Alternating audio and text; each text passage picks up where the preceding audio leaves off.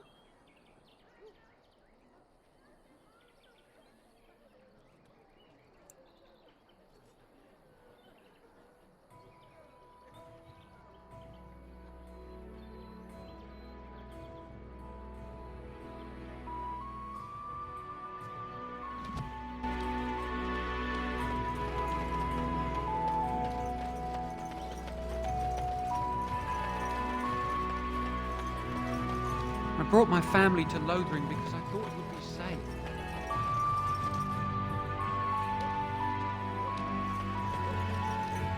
Hey, what's on now?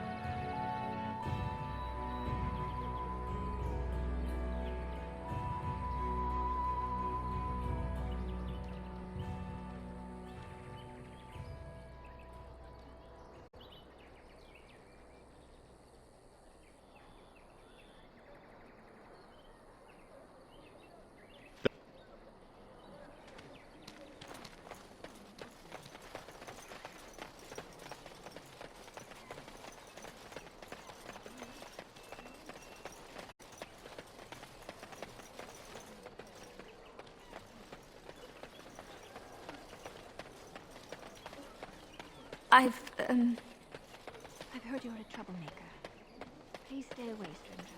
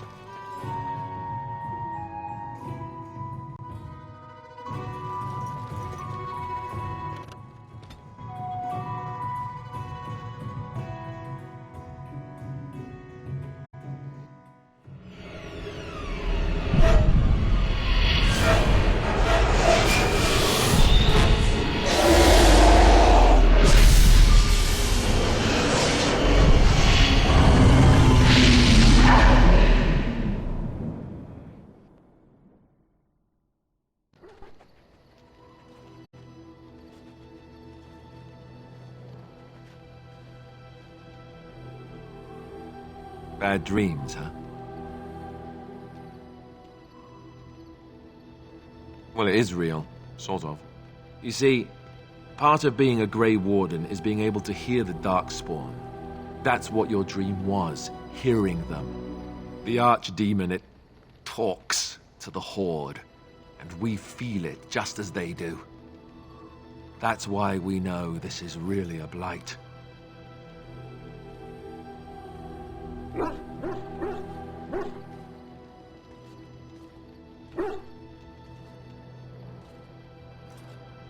I don't know if it's really a dragon, but it sure looks like one. But yes, that's the Archdemon. It takes a bit, but eventually you can block the dreams out. Some of the older Grey Wardens say they can understand the Archdemon a bit, but I sure can't. Anyhow, when I heard you thrashing around, I thought I should tell you. It was scary at first for me too.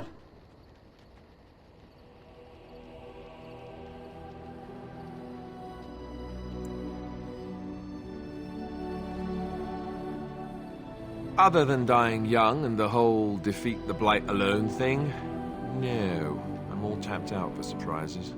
Anyhow, you're up now, right? Let's pull up camp and get a move on.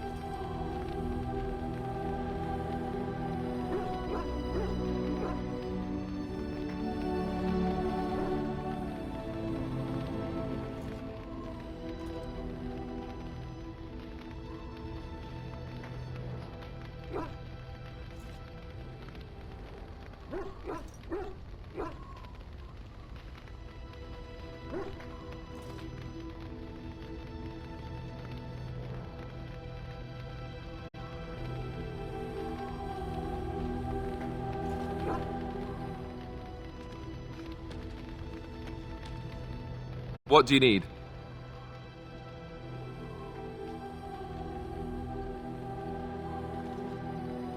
Ask away. Such as they are. About the Grey War. What do you need?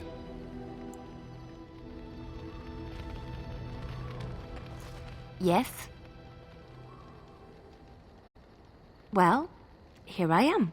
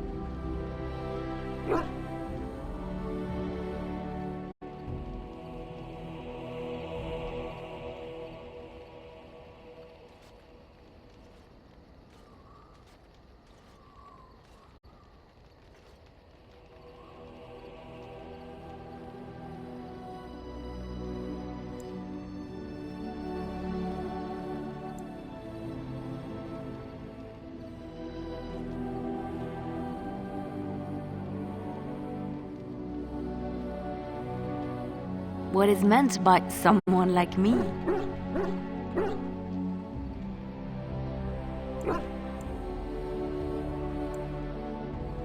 Did you think I was always a cloistered sister? The Chantry provides succor and safe harbor to all who seek it. I chose to stay and become affirmed. I was a traveling minstrel in Orlais. Tales and songs were my life. I performed, and they rewarded me with applause and coin. And my skill in battle? Well, you pick up different skills when you travel, yes? Yes, of course. Let's move on.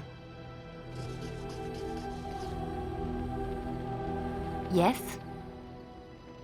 Well, here I am.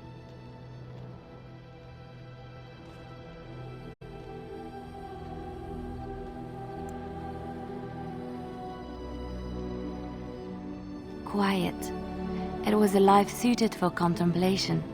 In the cloister, away from the fuss and the flurry of the cities, I found peace.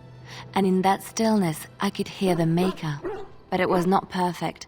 Some of my Chantry fellows were condescending. That is the nature of religious folk, I suppose.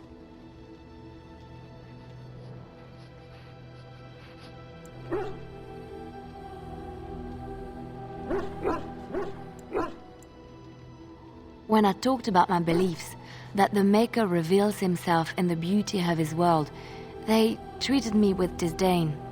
They want to believe that he's gone, so that when he turns his gaze on them, it means they are special, chosen.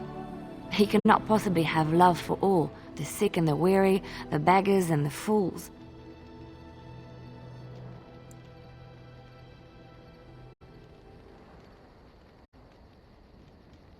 What can I say to them? What they believe is what the Chantry says, and the Chantry is infallible, yes? Maybe I am wrong, but it is the Maker's place to decide if I am worthy, not men, not the Chantry. But there is work to be done, and I have talked enough for now. Yes? Well, here I am.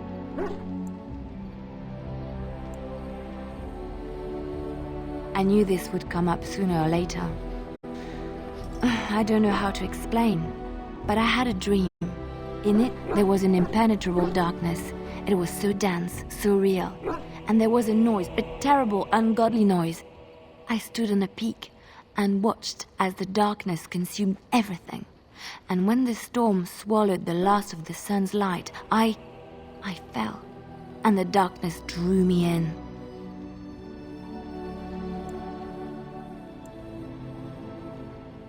I suppose I did. That was what the darkness was, no?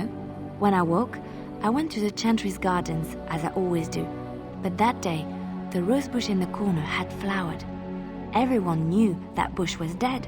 It was grey and twisted and gnarled, the ugliest thing you ever saw.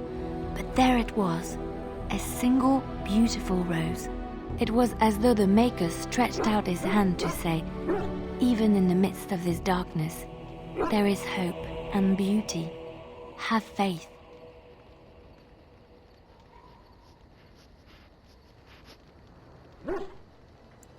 In my dream, I fell, or maybe I jumped. I'd do anything to stop the blight. I know that we can do it.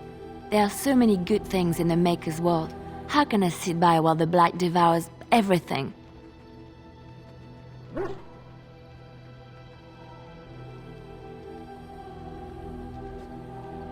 He's still here. I hear him in the wind and the waves. I feel him in the sunlight that warms my skin. I know what the Chantry says about the Maker, and what should I believe? What I feel in my heart, or what others tell me?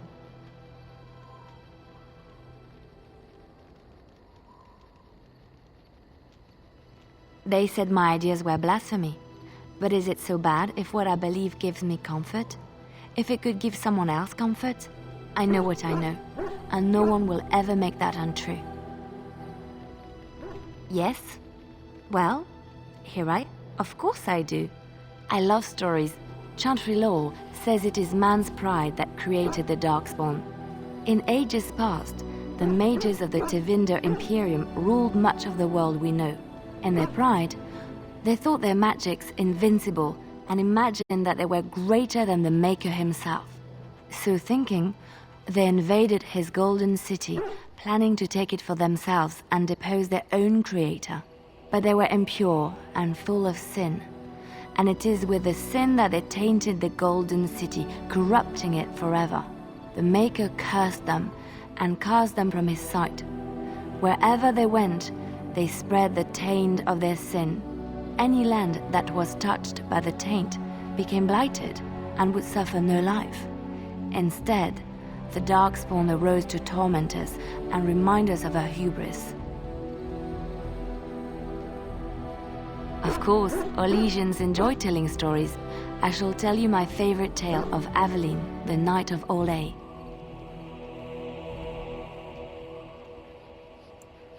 A long time ago, a girl child was born to a farmer. He had hoped for a son, not a daughter, and so he told his wife to abandon the child in the woods.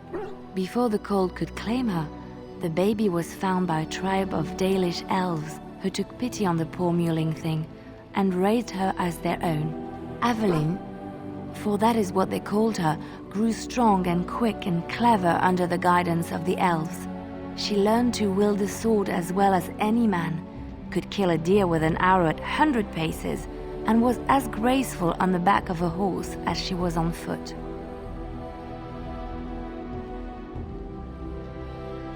Aveline's Dalish guardians saw that she could easily best any Orlesian chevalier in battle, and wanted to show the cruel humans the child they had left to die. They bestowed upon her a fine horse and armor, and sent her to prove herself to her people in the grand tourney. Now in those days, no woman was allowed to take up arms, let alone compete in the grand tourney, but Aveline kept her helmet on and was not discovered. Aveline won many events and gained the approval of the adoring crowd. Eventually, she came face to face with the knight Kaleva in the grand melee. Aveline had already bested him in the joust, and Kaleva was determined not to lose a second time. Out of desperation to regain his honor, Kaleva tripped Aveline and tossed her to the ground, ripping off her helmet as he did so. Silence fell upon the arena as Aveline was revealed. Kaleva declared the previous competitions invalid. A woman had taken part, and this was not allowed. But the crowd cheered for Aveline. Kaleva was furious, for he had lost to a woman and was now being shamed. Blinded by his rage, he forced Aveline to her knees. "Know your place, woman," cried he, and slit her throat.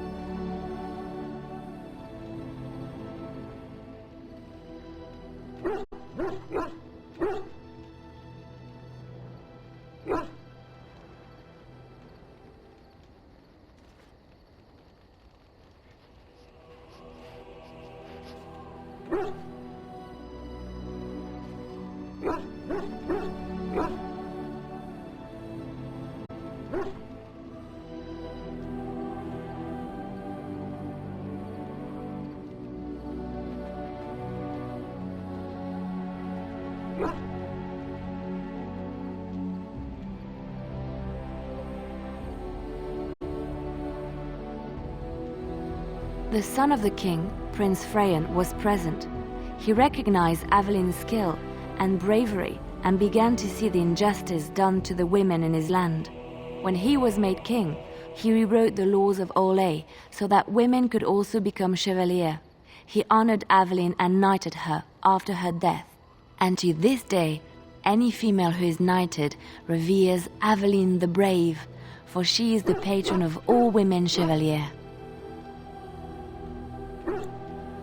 I know one, told to me by my mother a long time ago.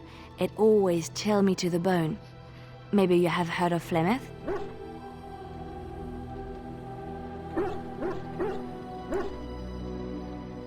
Are you sure? Was she the Flemeth of legend? Flemeth, the devourer of men? Flemeth, mother of witches? Flemeth, demon-touched, who dwells in the mists?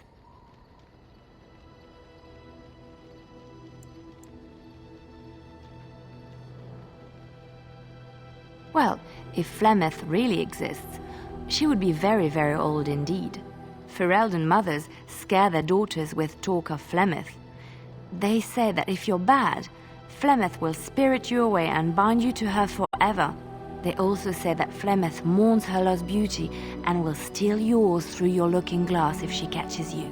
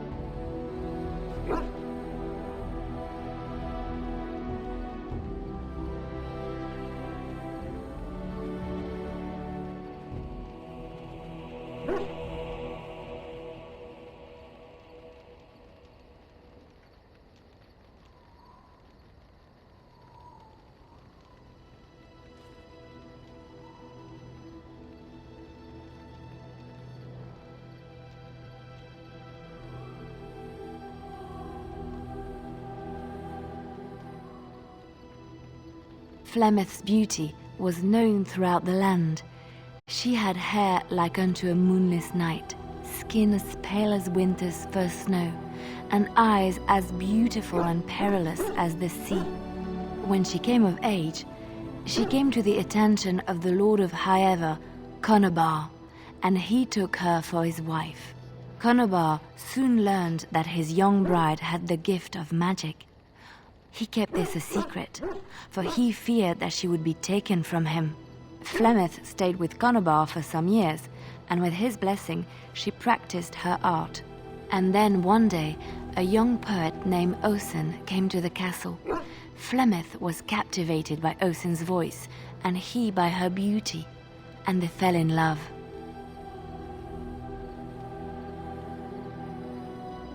Flemeth longed to be with her true love, and she and Osen fled from Conobar's lands, seeking refuge in the Kokari wilds with the Chasing tribes. They lived there happily for many a year, till the day Flemeth received news that Conobar was dying and longed to see her face one last time. Flemeth's heart swelled with pity for the man who once was her husband, and begged Osen to return to Conobar's side with her. But when Flemeth and Osen entered Highever, they were captured by Conobar's men, and Osen was slain in front of Flemeth's eyes. Flemeth was imprisoned in the highest tower of the castle, there to await Conobar's judgment on her. Distraught at the loss of her love, Flemeth plotted revenge against her husband. She summoned a fey demon, intending for it to wreak vengeance on Conobar. But a spell went awry. The demon possessed Flemeth. Turning her into an abomination, the halls of the castle ran red with blood as Flemeth slaughtered Conobar and all his men. The last of Flemeth's humanity melted away, and at dawn, she stole back to the wilds to plot and scheme for 100 years. They say she took to her side many chastened men, and with their help, begat her daughter witches, who even now prowl the dark places of the Kokari wilds.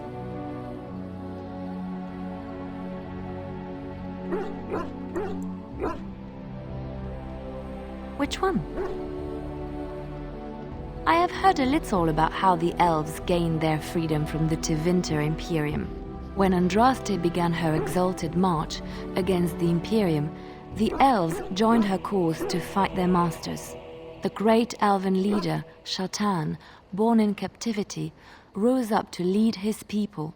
He foresaw a future where the elves were free.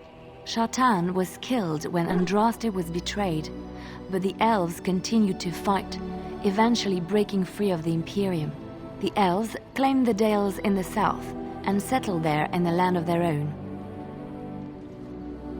The elves lived in the Dales for centuries. They resurrected the worship of the elven gods and would allow the building of no chantry. This angered the chantry, and the hostility between the two factions finally broke out in open war. The chantry says the elves struck first, but I do not know whether to believe it. The chantry declared a wholly exalted march against the elves, named for Andraste's similar march against Tevinter. During the exalted march of the Dales, the elven cities were sacked, and the elven state completely dissolved. Some of the elves bitterly accepted their fates and surrendered to human rule, living in the human cities as second-class citizens. But others, still fiercely proud of their heritage, refused to bow to the humans, and instead became homeless wanderers. They were the elves of the Dales, the Dalish. Andraste was the Maker's chosen. The Maker had long since abandoned the world when the sound of her singing turned his ear. Beauty, grace, and wisdom enraptured him, and he offered to take her from this flawed world to become his divine bride. But Andraste had an earthly husband and would not forsake him. Instead, she beseeched the Maker to return to his people once more. So earnest was her plea that the Maker was moved and promised that he would create a paradise on earth if all abandoned their false gods and turned once more to him. And this is why Andraste began her exalted march on the idolaters of the Tevinter Imperium. The Maker granted her his powers with which to smite her enemies. Andraste brought the Imperium to its knees, and her victories converted many to the worship of the Maker. Alas, it was the frailties of men that betrayed and killed Andraste. Her earthly husband, Maferath, a chieftain of the Alamari tribes himself, grew jealous as his wife's popularity and influence overshadowed his own. She was also revered as the Maker's betrothed, and Maferath began to see their own bond waning in significance as Andraste became ever more devoted to the Maker. Out of envy and spite, Maferath made a pact with the Archon Hyserian of Tevinter, allowing his beloved Andraste to be ambushed and captured. Andraste was burned at the stake in Minrathous, the capital of Tevinter.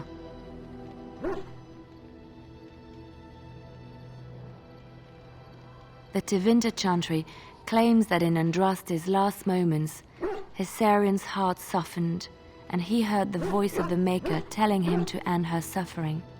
He plunged his sword into her heart, and as her blood washed over his hands, he became one of the faithful. Dissenters said that the Archon only converted because he could not stem the tide of Andraste's cult, and was forced to do so to stay in power. We will never know for sure.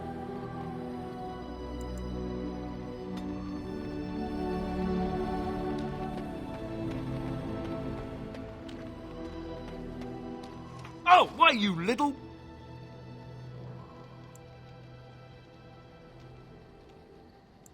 Your furry friend here took offense at me getting near his food. He snapped at me, look.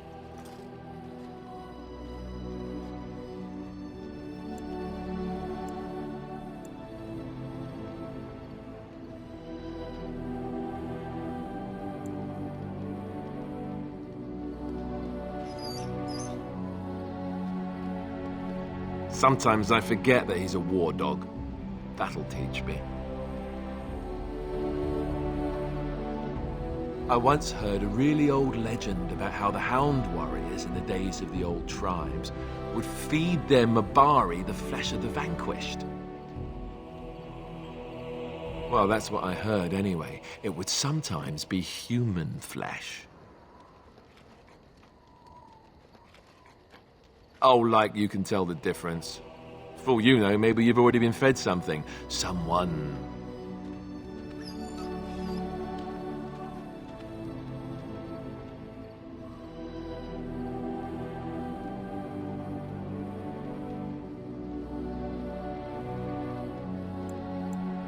Hey!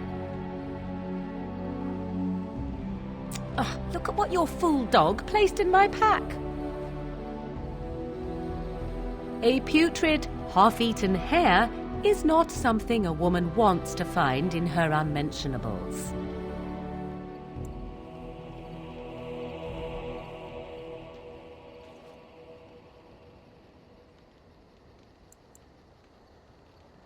You are welcome to this if you really want it. The dirty mongrel can have this back. There. And tell him not to do it again.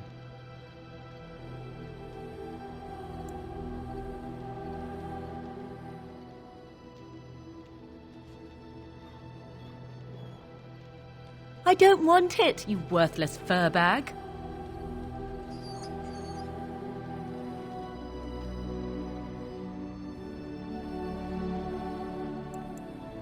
He is certainly manipulative, I can tell.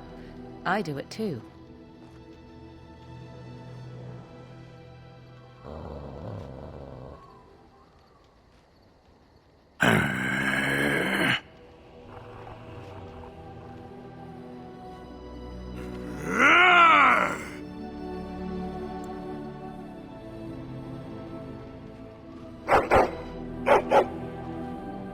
You are a true warrior and worthy of respect.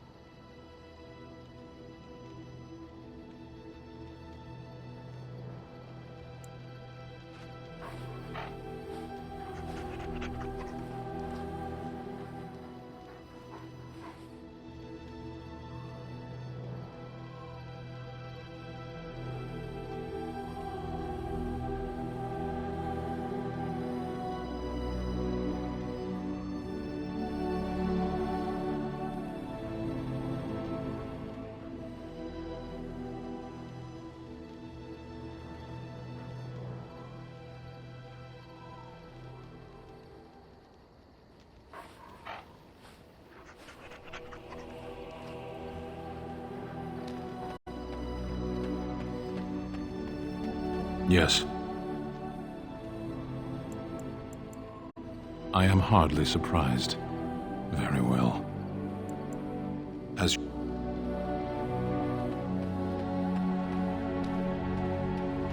You're a hard man to find. Where are my manners? The name is Levy. Levy Dryden. Did Duncan ever mention me? Levy of the coins? Levy the trader? Really? He never told you of old Levy? We've known each other for years. But here I am carrying on while you have a blight to stop. Don't want to waste your time. But you see, Duncan promised that together we'd look into something important for the Wardens. And for me. But poor Duncan's... well, no more. A tragedy it is, at that. But I know he would want his work carried on.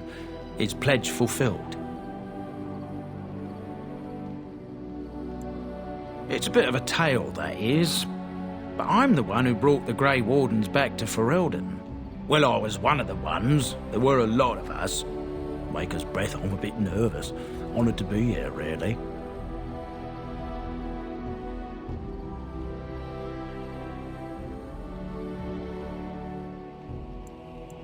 After King Marek freed us from the Orlesians, the Grey Wardens begged the King's permission to come into Ferelden, some sort of internal business. Me and a mess of other Warden sympathisers spoke on behalf of your order. Tan Loghain was very much against letting Orlesian Wardens in the kingdom. But Marek, Andraste, bless him, was a fair-minded monarch and he let them in. So that's why I was there when the Wardens and their leader, Genevieve, presented herself to the King. The first Wardens in Ferelden in over a century. Proudest day of my life, that was. Duncan was a bit of a scamp back then. We were of an age and struck up a friendship. The King himself went with the Wardens on their mysterious business. When he returned, he rescinded King Ardland's decree, and the Wardens came back to Ferelden for good.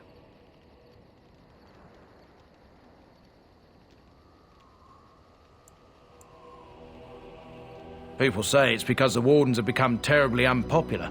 Just soaking up tithes and not doing a bleeding thing for the kingdom. I say that's bollocks, as recent events have shown.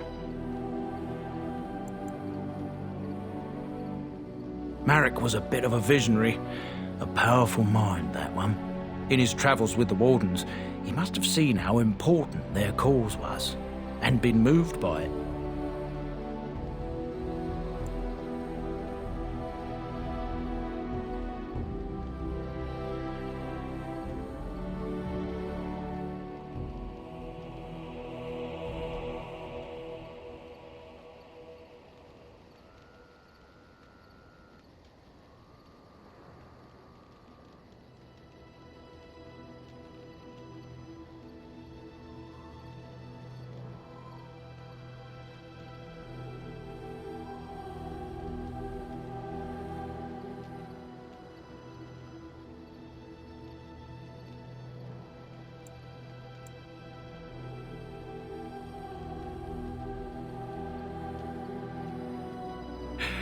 That he was. My family, well, past a bit checkered to see. Nobles look at us with disdain. My great-great-grandmother, Sophia Dryden, was the last Warden commander of Ferelden back when the Wardens were known as freeloaders. So King Arland banished the Wardens and he took House Dryden's land and titles. Hard to say. After King Arland died, there was a civil war, loads worse than this one. And our family was on the run, hunted by enemies, with nary a friend in the world. But Drydens are tough. We rebuilt, became merchants, and we never lost our pride. Our family's only crime was guarding the kingdom against the blight. We're not ashamed of that. Ask for the truth. My family reveres Sophia Dryden. We know she died at the old Grey Warden base, Soldier's Peak. We want evidence to clear her name. It won't restore our land or our titles, but it'll restore our honour.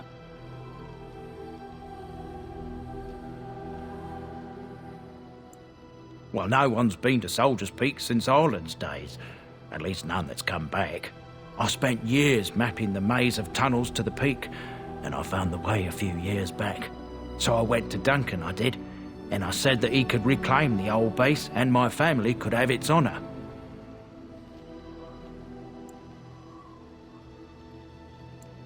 Soldier's Peak is strategic and symbolic importance. Duncan said that it would be worth it right there. He also hoped to recover lost Warden history and perhaps a few old relics. No one knows what's up there now.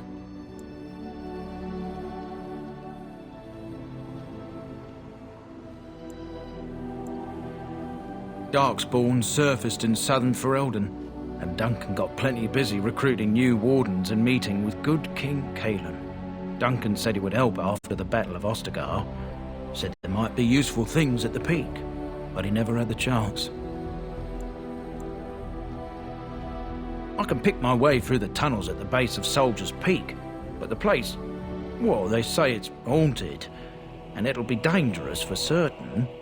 Will you think on it, at least? 1,000 blessings upon you, Warden. I'll mark down the location on your map. When you arrive, we'll pick our way through the tunnels together.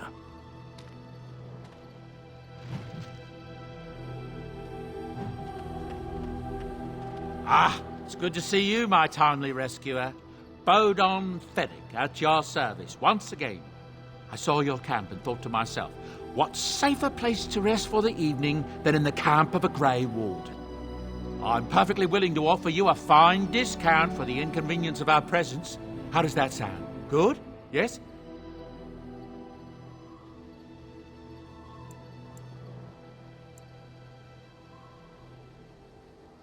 Anything, everything, but all of the finest quality. No cheap trinkets here. And my boy Sandal happens to be a bit of a hand with enchantments. Oh, yes. Sadly, it also makes us a target for bandits and the like. If there were spare hands to hire as guards, I would have done so long ago. I can see why you might be suspicious, being a Grey Warden and all. Were I in your shoes, I would feel the same way.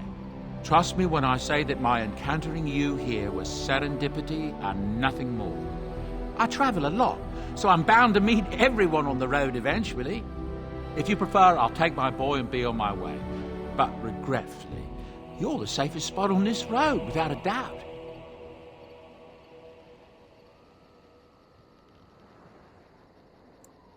I'm sure you'll be pleased with the goods my boy and I have collected, and with your discount.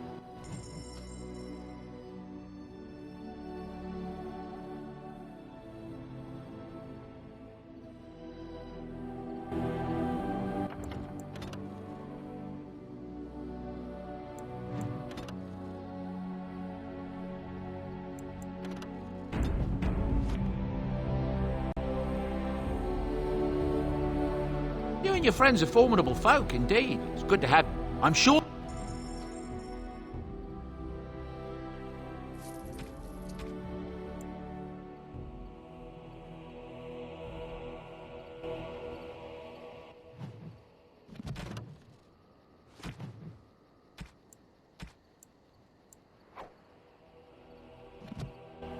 You and your friends are formidable folk, indeed. It's good to have you along on the road. I'm sure you'll...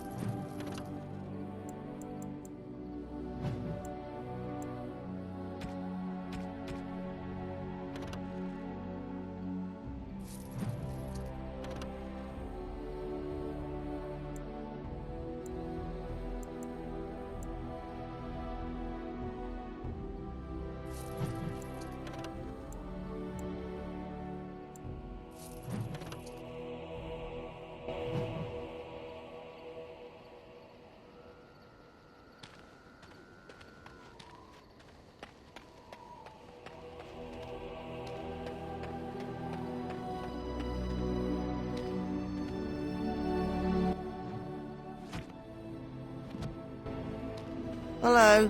The boy's a bit simple, but he's rather good with enchant. Oh, so...